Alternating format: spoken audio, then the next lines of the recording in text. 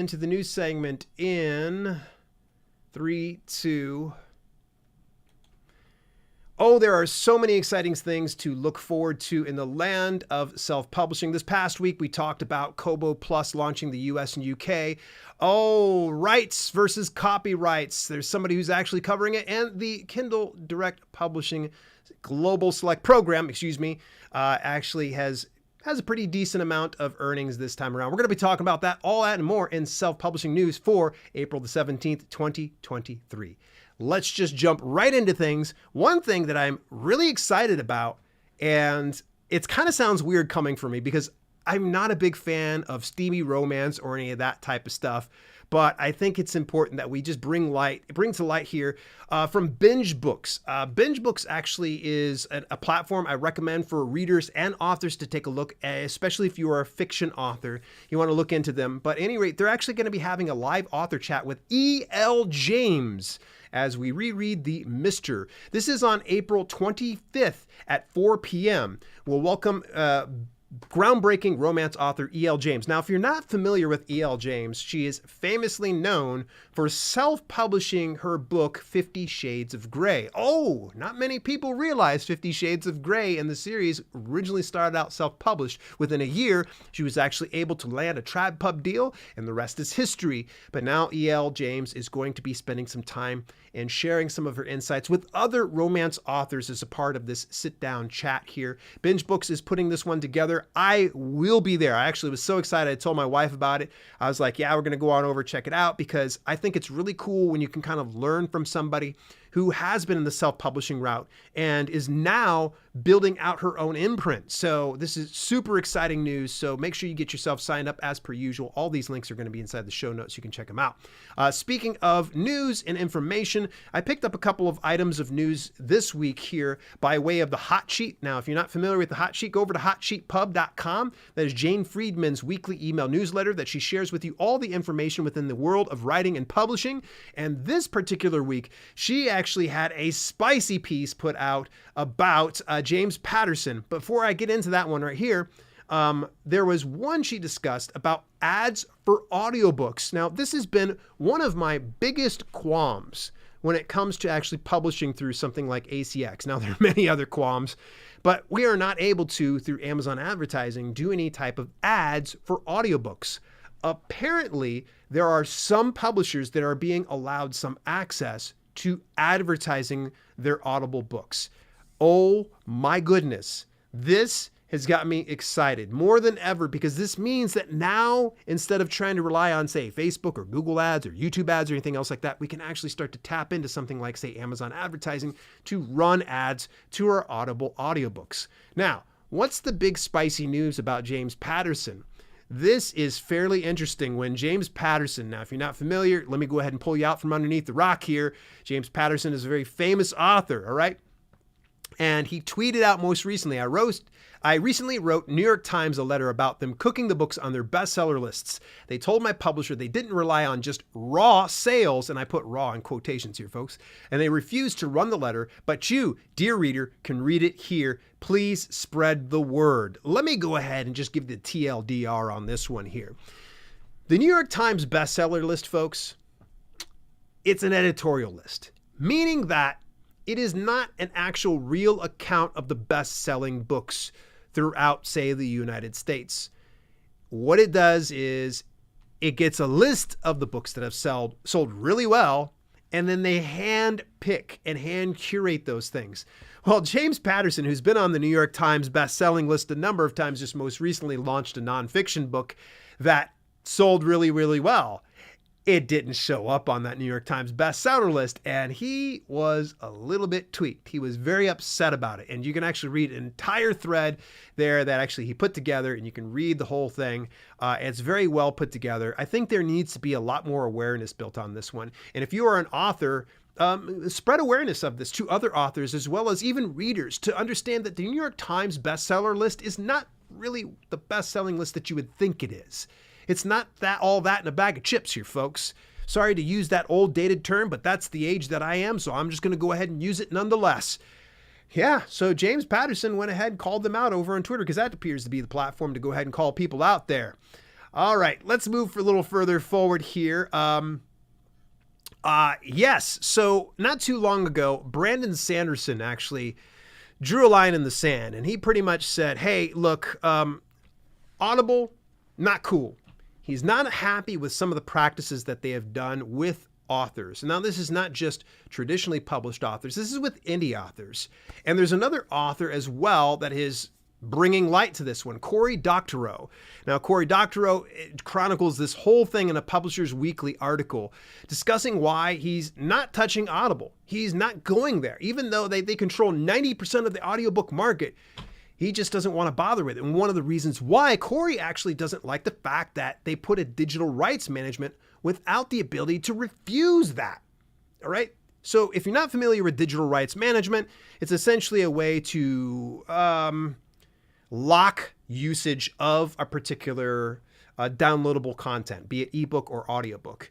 And so at any point, that specific platform that you picked it up from can revoke the rights from you to consume that content. Now, I've not had that happen to myself, but let's just say, for instance, I buy your audiobook one day, and let's say 10 years from now, I want to go ahead and look at that. Maybe they've already pulled the DRM on that one. So then I'm out of luck. And that kind of sucks. Now, will that happen? And does that happen? I don't know. But to say the least, it should be allowed by the author to choose whether or not DRM is actually applied to their ebook or their audiobook, but Audible doesn't allow for that. Very good piece. I don't want to sit here and spout all the things that Cory covers inside this article. Definitely, you'll want to go ahead and take a look at this. Hey, as a heads up, Findaway Voices more recently actually just announced that they are going to do away with Authors Direct. That was a way to sell your audiobooks through their platform of Authors Direct, because now Findaway Voices is utilizing their parent company, Spotify, for audiobook distribution. I love the pivot towards that direction. I didn't like the fact that I spent $90 to get distribution through Authors Direct, but they're making it good with you. Authors Direct refund information. We'll be processing the refund for your Authors Direct storefront tomorrow via your original payment method. Depending on your bank, it may take 5 to 10 business days for the refund to show up on your statement as a credit. If you do not see a refund by April 28th, please contact us at support@findawayvoices.com. $90, folks. What am I going to do with that $90? I don't know, but I'm feeling kind of crazy right now. Maybe we'll go out to get some tacos. Who wants to join me on that one? Moving a little further forward, coming from the fine folks over at Streetlib. All right, there is a lot of new authors out there that really become overwhelmed by the whole process. In fact, I get a lot of you out there that want me to just handhold you through the process, and I appreciate that. And I do have consultations sometimes. Right now is not the time. But there is a solution. If you want someone to walk you through it, Streetlib will actually do it. And now, obviously, Streetlib's going to do it on their home platform. They're going to help you set up. Their professional team will manage book formatting, ebook conversion, metadata creation, and distribution to marketplaces and in online stores. Now, could you be able to do this by yourself? Absolutely. But for the sum of, I think it was like a little less than $500, they will help walk you through that. Now, that is a high ticket, but for those of you out there that don't feel like going and piecing through every piece of information you find online or in my videos or in my podcasts, this is probably going to be the path of least resistance, because then you have someone who is hand-holding you through the entire process. All right, this past week, I actually brought up about how Kobo Writing Life is pretty much announced that Kobo Plus is available in US and UK. Now, Kobo Plus is the equivalent of Kindle Unlimited, all right? It's a subscription-based program that readers can be able to subscribe for a monthly fee of, I think it was $7.99 to $9.99, and they'll be able to read as much as they would like to and return. It's like a library-based system.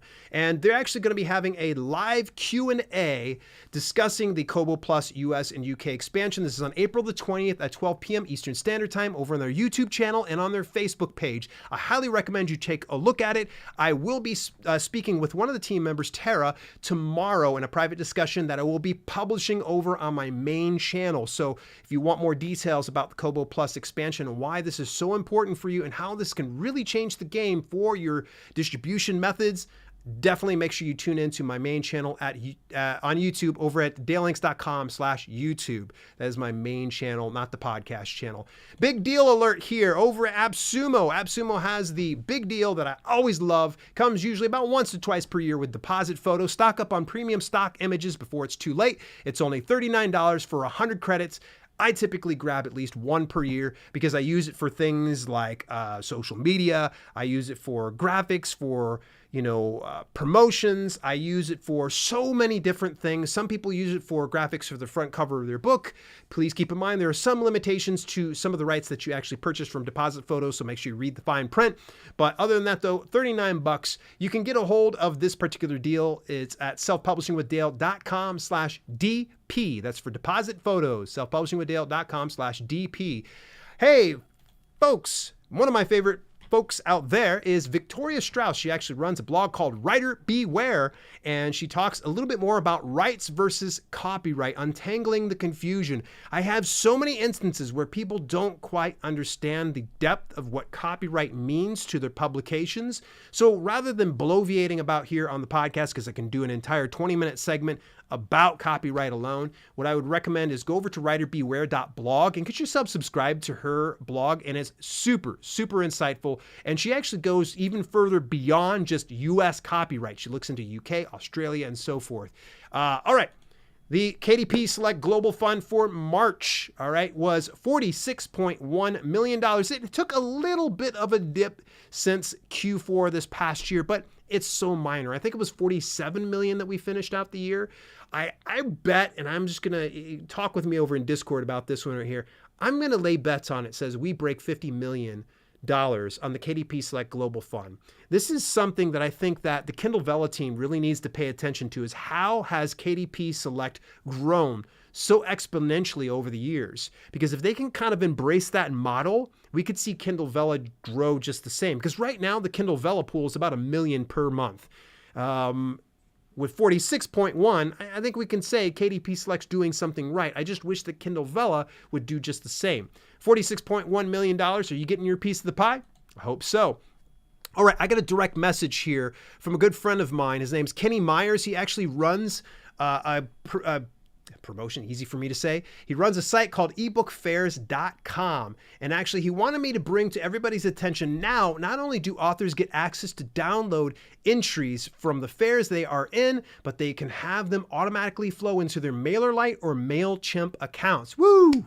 Love me some MailerLite. I was talking about them earlier. The same is true with the contact information for reviewers from our ARC program. When the ARC ends, they can either download the contacts or automatically have them flow into their MailerLite or MailChimp account lists. Now, those of you that are not familiar with eBook Fairs is actually a virtual book fair platform, and it's starting to grow and build out things. So for instance, they have the ARC review team now available to it. There's so many free tools and resources on ebookfairs.com. What I would recommend is go take a look at them over at dalelinks.com/ebookfairs. Yes, that's an affiliate link, but I stand behind it because Kenny's a good guy. All right, as we wrap up today's podcast, I think it's time for that shameless self-plug. Check out my new video-on-demand platform called the Self-Publishing Hub, where I've got over 100 different videos exclusive to that platform, as well as some behind-the-scenes footage with Self-Publishing with Dale. You can get that all for $9.99 per month when you visit theselfpublishinghub.com. Remember, you got to put THE at the beginning, theselfpublishinghub.com, and get yourself subscribed. You can subscribe whatever you like. You can cancel any time that you want to. It's month to month. There's no long-term contracts. You can binge it for a month and then just cut it. That's fine. I totally understand. I would do it too as well. But I'm going to tell you, there's some great new content on the horizon that I'll be adding to the Self-Publishing Hub, and I'm just excited to go ahead and give that to you. That is the news for today. What do you think about some of this news? Was there any particular piece of news that I might have missed? Make sure you join me over on Discord to tell me a little bit more about it. Till later, this has been Self-Publishing with Dale, and I will chat with you next week. Hey, thanks so much for tuning in. Special shout out to my channel members for both the podcast channel and the main channel. Without your support, some projects we do at Self-Publishing with Dale would be much harder to fund. If you want to contribute to the cause, visit dalelinks.com/memberships for details and get your on-screen shout out at the end of each broadcast. Till later, this has been Self-Publishing with Dale.